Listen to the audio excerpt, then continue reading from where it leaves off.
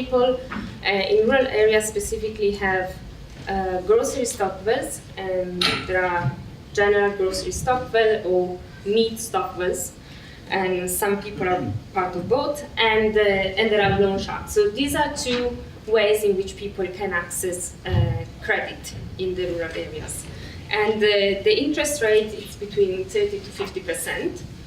So local Stokvels also loan their money out throughout the year, but even if the interest rate is more or less similar to a loan shark, they're not considered as loan sharks. So there are other features, let's say. So the loan shark would perhaps get their cards or get their assets if they cannot repay, while normally local Stokvels would be a bit more flexible in terms of repayment.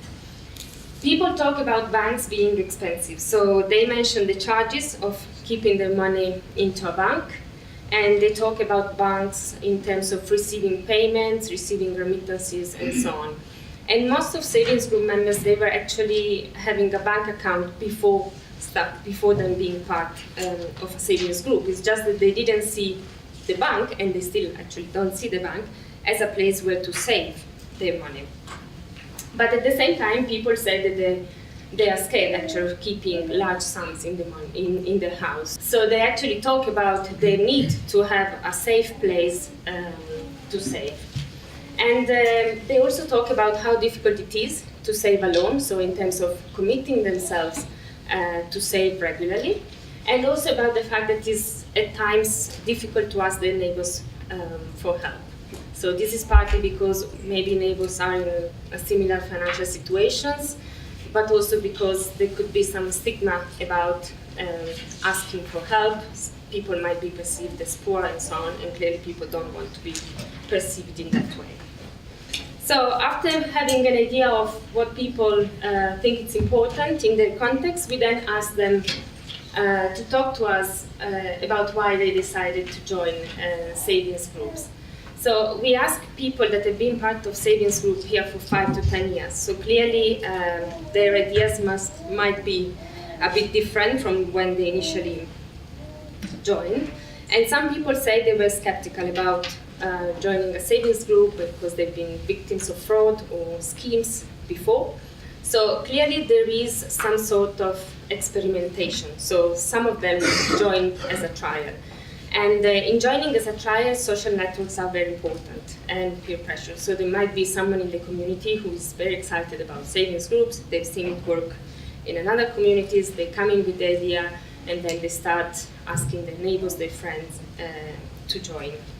So, but I'm pointing this out just to say that when people start, it might be natural that actually they don't understand fully what's going on, but still, because my neighbors is joining, I sort of don't want to be left out, so I'm also going to join. So before they join, then, so there is Savakta staff who is doing the training. So they actually are explained about the methodology. So one of the other reasons why they say they want to join is that they want also their money to grow. So they understand that they can save in a safe place over a year, and at the same time they can take loans at 10%. So their money basically will accumulate throughout the year.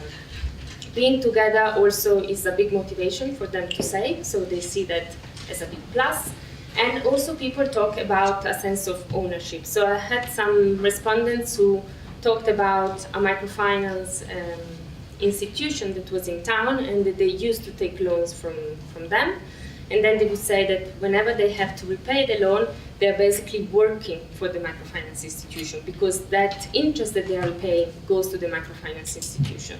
So when they heard about Sevak, they say, well, it didn't make sense to work for an external institution. Now that we are working for ourselves. So we're working for our own development, so there is a great sense of ownership actually in being part of a group. And a lot of respondents then start joining multiple savings groups, especially after the first year out.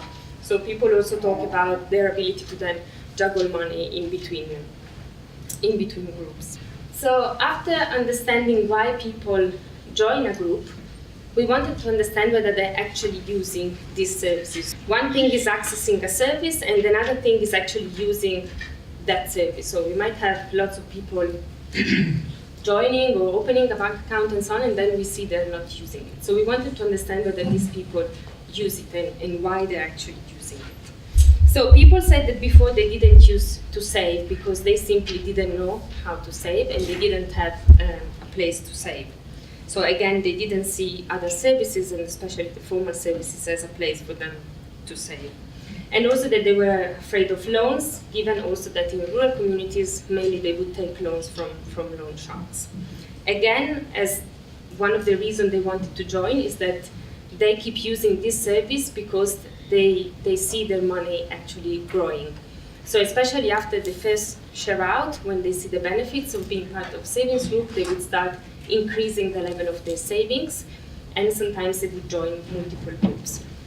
Also, one thing that comes with time is their understanding of the methodology. So a lot of people said, after I've had the first share out, actually then I understood exactly how it was working and I trusted the methodology a lot more. So the next year, instead of putting 100 Rand, maybe I tried to put 300 Rand or 400 Rand every month. And another big thing that I think really was a change in their behavior is that now they say that they can plan for their expenses. So now that they can take loan, if I want to buy something, I can plan to take a loan and I can go out and buy it in cash. And this was a big change because before people used to buy things in installment, and clearly they are a lot more expensive because they have an interest to pay on that.